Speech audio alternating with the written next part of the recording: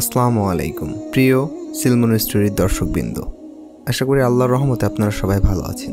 আপনারা সকলেই অবগত আছেন বর্তমানে দেশে ধর্ষণের মতো নিকৃষ্ট অপরাধও আজ সহজলভ্য হয়ে গিয়েছে। সমাজের কতটা অধপতন হলে শিশুদের ধর্ষণের শিকার হতে হয় বুঝতে পারছেন? আজ আমরা আপনাদের জানাবো ইসলাম কিভাবে ধর্ষকদের শাস্তির বিধান করেছেন। কোরআনের আইন প্রতিষ্ঠার মাধ্যমে সমাজ থেকে যেভাবে ধর্ষণের মতো জঘন্য ব্যাধি সমাজ থেকে দূর করা যায় সেটাই আজ আমরা কোরআন ও হাদিসের আলোকে ব্যাখ্যা করব। চলুন শুরু করা যাক। ধর্ষণের আরবি শব্দ ইকতিসাব, অর্থ ছিনিয়ে নেওয়া। পরিভাষায় ধর্ষণ বলা হয় অনিচ্ছায়, জোরপূর্বক ও ভয়ভীতি প্রদর্শনের মাধ্যমে যৌন চাহিদা পূরণ করা। প্রতিটি সমাজ ও রাষ্ট্রের জন্য মারাত্মক এক হুমকির কারণ হলো ধর্ষণ। জঘন্য এই অপরাধ দমন করা না গেলে সমাজের শান্তি, শৃঙ্খলা ও স্থিতিশীল মারাত্মকভাবে বিঘ্ন হয়। বিশেষত নারীর জীবন দুর্বিষহ হয়ে ওঠে। ইসলামের আইনে ধর্ষণের শাস্তি অপরিহার্য। ইসলামী আইনে ধর্ষণ একটি বহুমাত্রিক অপরাধ, যার মধ্যে কমপক্ষে 3টি অপরাধ সংঘটিত হয়। তা হল 1. ব্যভিচার, 2. বল প্রয়োগ ও ভীতি প্রদর্শন, 3. সম্ভ্রম লুণ্ঠন। ইসলামী আইনে এই 3টি বিষয়ই পৃথকভাবে শাস্তিযোগ্য অপরাধ। আর ধর্ষণের যেহেতু এই 3টি অপরাধের সমন্বয় ঘটে, তাই ধর্ষণ একটি গুরুতর অপরাধ। ইসলামী আইনে ধর্ষকের শাস্তি হবে তা নির্ভর করে তার অপরাধের মাত্রা ও স্তরের উপর। 1. ব্যভিচারের শাস্তি। বেশিরভাগ আলেম বলেন, ধর্ষক যদি প্রাণঘাতী অস্ত্রের মাধ্যমে ভয়ভীতি প্রদর্শন না করে শুধু বল প্রয়োগ করে, তবে সে ব্যভিচারের শাস্তি ভোগ করবে।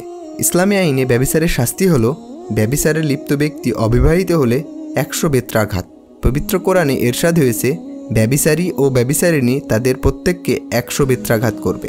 আল্লাহর বিধান বাস্তবায়নে তাদের প্রতি দয়া যেন তোমাদের প্রভাবিত না করে।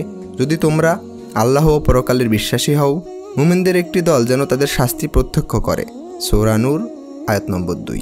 দ্বিতীয় নম্বরে বলা হয়েছে, ব্যভিচারে লিপ্ত ব্যক্তি বিবাহিত হলে তার শাস্তি প্রস্তারঘাতী মৃত্যু। রাসূল সাল্লাল্লাহু আলাইহি ওয়াসাল্লাম বলেছেন, যখন বিবাহিত নারী ও পুরুষ ব্যভিচারে লিপ্ত হয় তখন তাদের মৃত্যু নিশ্চিত না হওয়া পর্যন্ত পাথর নিক্ষেপ করো। সুনানে ইবনে মাজাহ হাদিস নম্বর 2553। শাস্তির দ্বিতীয় ধাপ, মুহারিবের শাস্তি। ধর্ষক যদি অস্ত্র ধারণ করে অথবা অন্য কোনো উপায়ে ধর্ষিতাকে জীবনের হুমকি দেয়, তবে তার উপর মুহারিবের শাস্তি প্রয়োগ করা হবে।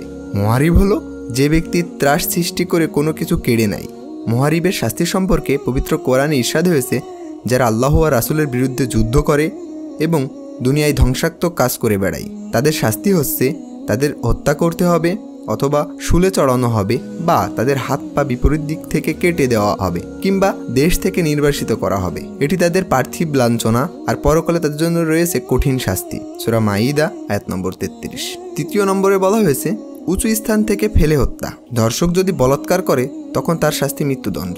এই শাস্তি কিভাবে বাস্তবায়ন করতে হবে তা নিয়ে ফিকাহের ইমামদের মতামত ভিন্ন। তা হলো, প্রথমে বলা হয়েছে তাকে প্রস্তারাঘাতে হত্যা করতে হবে, দ্বিতীয়ত বলা হয়েছে তাকে পুড়িয়ে হত্যা করতে হবে, তৃতীয় নম্বরে বলা হয়েছে তাকে উঁচু স্থান থেকে ফেলে দেওয়া হবে এবং উপর থেকে তার উপর পাথর নিক্ষেপ করা হবে। আব্দুল্লাহ ইবনে আব্বাস রাদিয়াল্লাহু তাআলা সহ একদল সাহাবী শেষোক্ত পদ্ধতিকে প্রাধান্য দিয়েছেন। আর সিয়াতুস সুরাইয়া পৃষ্ঠা নম্বর 138। চতুর্থ শাস্তি হচ্ছে মৃত্যুদণ্ড। ধর্ষক যদি কোনো শিশুকে ধর্ষণ করে এবং এতে তার মৃত্যু হয়, তবে তার শাস্তি মৃত্যুদণ্ড। একইভাবে কোনো নারীকে ধর্ষণের আগে বা পরে যদি তাকে হত্যা করা হয়, তবে হত্যাকারী ধর্ষককে মৃত্যুদণ্ড দেওয়া হবে। বেশিরভাগ ফকিহের মতে এমন ব্যক্তির মৃত্যুদণ্ড তরবারির মাধ্যমে বাস্তবায়ন করা হবে। মহান আল্লাহ বলেন, কেউ তোমাদের সঙ্গে সীমা লঙ্ঘন করলে তোমরাও তার সঙ্গে অনুরূপ আচরণ করো। সূরা বাকারা আয়াত নম্বর 194। অন্য আয়াতে ইরশাদ হয়েছে, হে মুমিনেরা, নিহতদের ব্যাপারে তোমাদের জন্য কিসাসের বিধান দেওয়া হয়েছে। এক হাদিসে আছে, রাসূল সাল্লাল্লাহু আলাইহি ওয়াসাল্লামের যুগে এক নারীকে জোরপূর্বক ধর্ষণ করা হলে হযরত সাল্লাল্লাহু আলাইহি ওয়াসাল্লাম ওই নারীকে কোনরূপ শাস্তি দেননি, তবে ধর্ষককে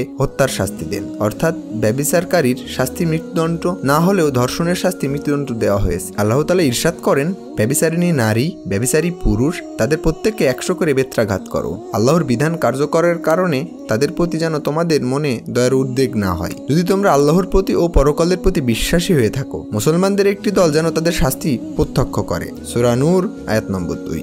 বর্তমান আমাদের দেশের যে পরিস্থিতি, এই পরিস্থিতি সামাল দিতে যে আমাদের আইন শৃঙ্খলা বাহিনী কোনোভাবেই পেরে উঠছে না।